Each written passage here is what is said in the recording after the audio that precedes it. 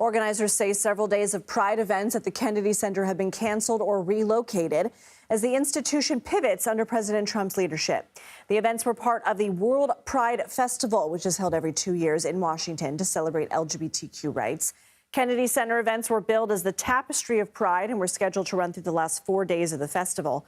However, multiple artists and producers involved say events have been quietly canceled or moved to other venues.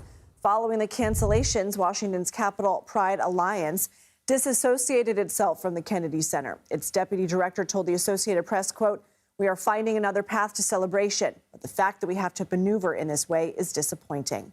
Associated Press reporter Ashraf Khalil has been following the story, and he joins us now. Ashraf, thanks for being here. What are some of the events that were canceled, and what are artists and organizers telling you? Well, some of when the cancellations happened, some of the plans were still coming together. So I spoke with one organizer who sort of knew that she was going to have a day, but was figuring out what she was going to do to fill that day. One thing that was definitely canceled was a performance by the International Pride Orchestra, which was going to perform on June 5th. They were deep into contract negotiations. They knew what theater they were going to be playing at the Kennedy Center.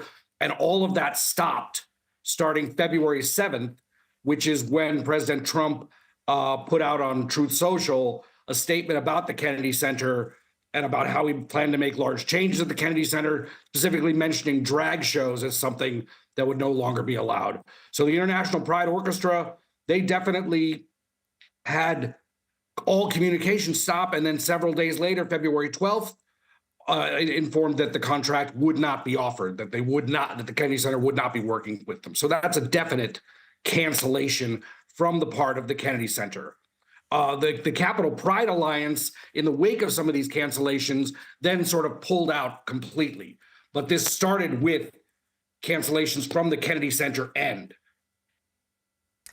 These are only the latest cancellations and changes we're seeing at the Kennedy Center. Several artists or shows have either chosen to cancel or relocate since the president basically put himself as chair and changed out a lot of the board members, most recently a tour of Hamilton.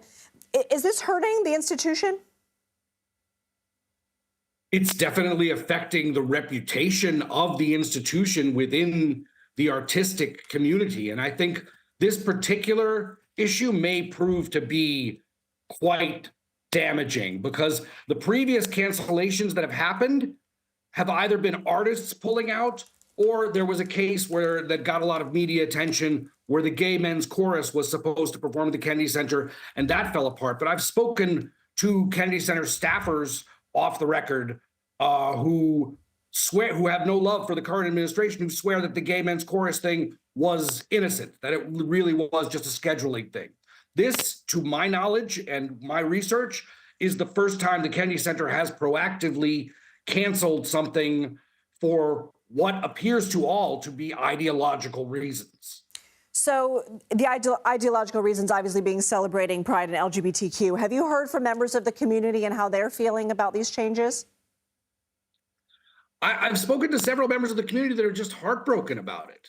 Like, they're not mad, they're bummed out. Like, the Kennedy Center, to any working artist, especially local artists in DC or people that are coming, international artists that are coming, the Kennedy Center is iconic.